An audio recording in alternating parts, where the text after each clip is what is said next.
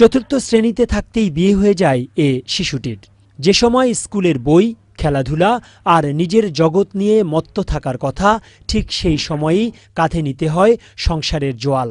নাম বাবা তোমার? বৃষ্টি। বৃষ্টি, তুমি লেখাপড়া করছো না। কেন? তোমার স্বামী কি করে? দোকান চালায়। তার অভিভাবক বলছেন, ভালো পাত্র পাওয়ায় মেয়ের বিয়ে দিতে আর দেরি করেননি তিনি। আপনি ছেলে ভালো পাইছি জি, আর অনেক মেয়ে এরকমের গেছে নিজেরাই 4-5 পর্যন্ত পড়া হয় না এখন। ঢাকা সিটি কর্পোরেশনের গাবতলীর এই কলোনিতে এমন হতভাগা মেয়ে শিশুর সংখ্যা অনেক। চলতি বছর সমাপনী পরীক্ষায় অংশ না নিয়েই বিয়ের পিঁড়িতে বসতে হয়েছে কমপক্ষে 30 জন শিশু কন্যার। তোমার বিয়ে হয়েছে, তোমার স্বামী কি করে? চাকরি করে। ছিল আরো লেখাপড়া করা, তো বিয়ে কি তোমার বাবা মা তোমাকে দিয়েছে?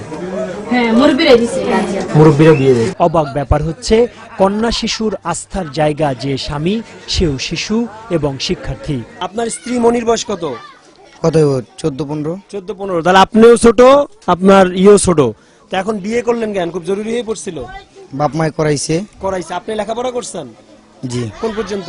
5 পর্যন্ত। এরপর আর পড়েন নাই কেন? ভাল লাগেনি, পড়িনি।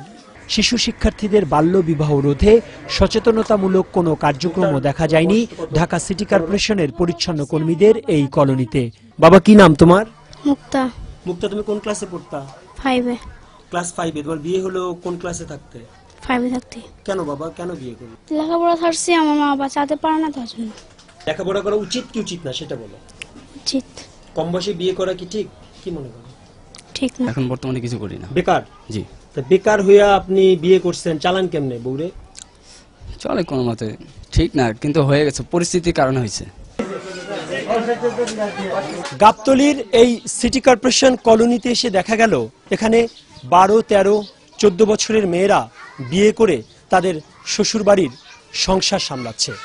যে শিশু কন্যা সন্তানটির এখন স্বপ্ন দেখার কথা, বড় হলে কি করে সে মানুষের মতো মানুষ হবে, কি করে তার নিজের উন্নতি করবে, দেশের উন্নতি করবে, অথচ এর সবকিছু ভুলে বসে তার বাবা মা তাদেরকে বসিয়েছে বিয়ের পিঁড়িতে।